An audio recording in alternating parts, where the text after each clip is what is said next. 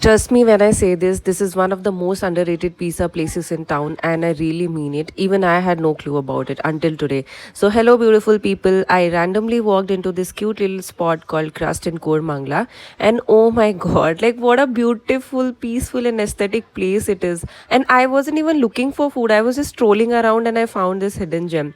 Now, let me tell you their menu. It's amazing. They have got everything from veg, non veg to vegan options, and guess what? Lots of healthy options as well.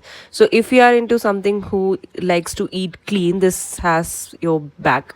Now, something I personally loved, their menu layout. It's so well organized. Like, if you're anything like me and get overwhelmed with too many options, no, you'll love this. I usually take forever to decide, but this time I just looked at the menu and I knew exactly what I wanted to order.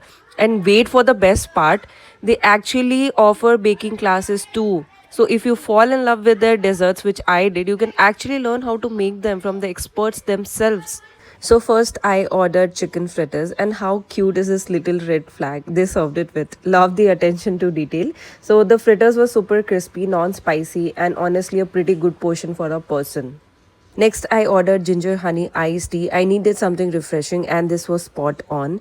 It has few ginger bits, and personally didn't love, but you can totally ask them to customize it, and still I totally recommend it. Now comes the star of the show, the pizza.